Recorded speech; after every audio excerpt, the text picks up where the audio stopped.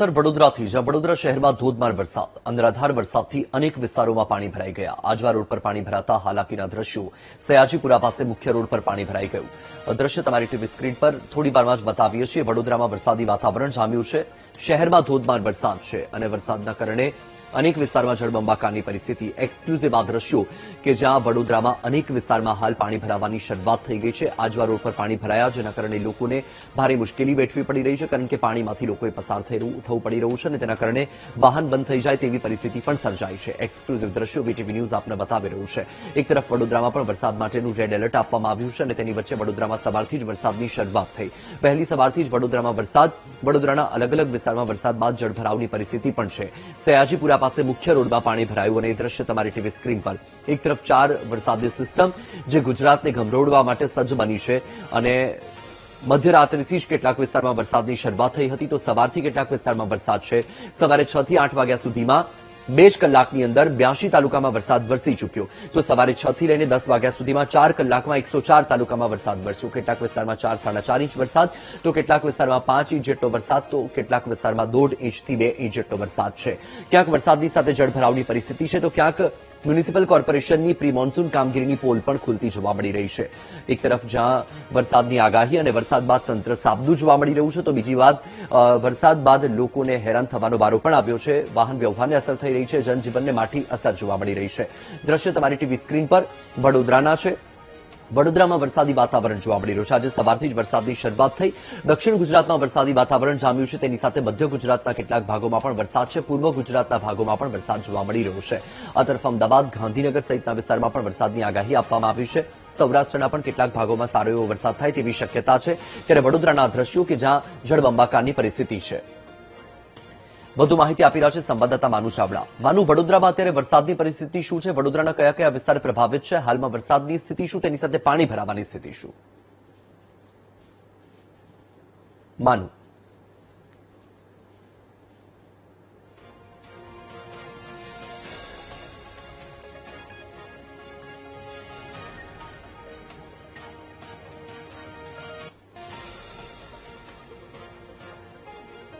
ચાલો, વડોદરામાં સવારે જે વરસાદ પડ્યો, 2 ઇંચ વરસાદ પડ્યો છે, પરંતુ પાણી અનેક જગ્યાએ ભરાય છે અને એમાં ખાસ કરીને આજવા રોડ, જે વડોદરાથી આજવા તરફ જતો રસ્તો છે અને એના ઉપર પણ છેલ્લા 2 કલાકથી પાણી ભરાયેલા છે. અહીંથી રામસેરા, આજવા, નિમિતા તરફ જતો આ રસ્તો 1 કિલોમીટર સુધી રસ્તા ઉપર આવી રીતે પાણી ભરાયેલા છે. આ પાણીનો નિકાલ નથી થઈ રહ્યો અને એના કારણે આ મુશ્કેલી વાહન ચાલકો છેલ્લા 3-4 કલાકથી ભોગવી રહ્યા છે.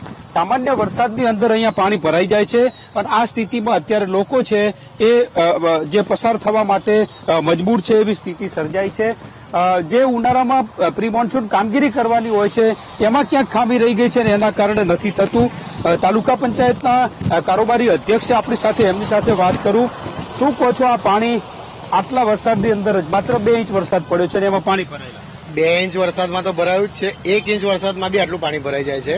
એનું કારણ એવું છે કે વરસાદ પડે પણ વરસાદનો આઉટ નિકાલ કોઈ નથી. એક 6 નું ભૂંગળું છે, આટલો બધો વરસાદ પડે અને 6 ની લાઈનમાંથી કેટલું નિકાલ થાય? આ વરસાદ આટલો પડે, વિધિન 48 કલાક વરસાદ ના પડે તો પણ આ પાણી કોક જગ્યાએ તો ઉતરતું જ નથી. તો શું કઈ સંકલન નથી થયું અધિકારીઓ જોડે કે વુડા જોડે કે તાલુકા પંચાયત? 4 વર્ષથી સરપંચ સાહેબ મહેનત તો કરી રહ્યા હતા, લેટરો બધે મોકલી રહ્યા હતા, પણ થોડીક એડ્રેસમાં ભૂલના કારણે જે જગ્યા પર એડ્રેસ લેટર પહોંચવો જોઈએ એ જગ્યા પર લેટર પહોંચતા નતા.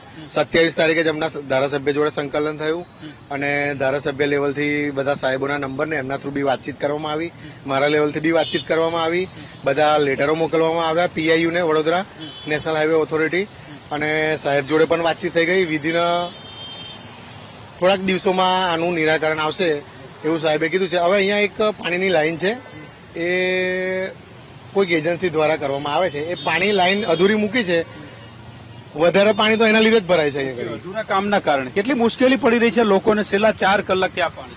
બસ જ્યારે થોડોક પણ વરસાદ પડે છે ત્યારે આવનાર જે રાહદારી છે અહીંયા આગળ છે રામેશ્વરાથી લઈ વડોદરા ખાતે જે કામ અર્થે આવનાર લોકોને અનેક મુશ્કેલીનો સામનો કરવો પડે છે. એક્ટિવાના અડધા વ્હીલ સુધી ડૂબી જાય છે પાણીમાં. લોકોને 4 કલાકથી મુશ્કેલી પડી રહી છે.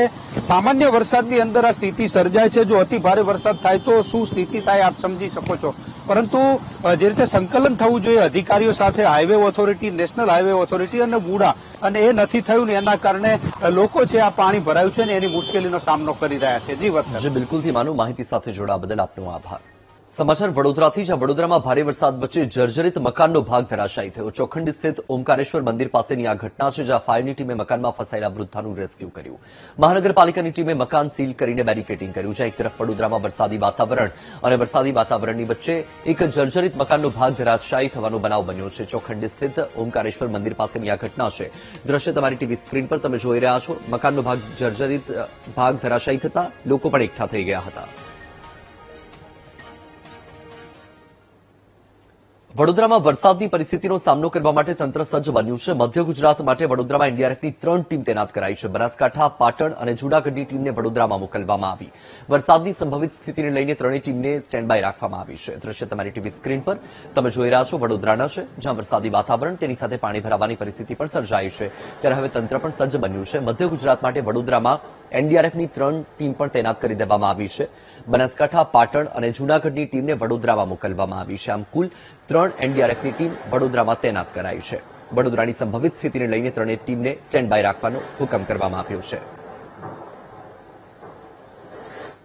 एनडीआरएफ की यहाँ पर हमने अपनी 3 टीमें अभी मोबिलाइज करके मुख्यालय में बुलाई है ताकि अगर वडोदरा में कोई बाढ़ जैसी स्थिति उत्पन्न होती है तो हम उसका मुकाबला कर सकें और लोगों की मदद कर पाए.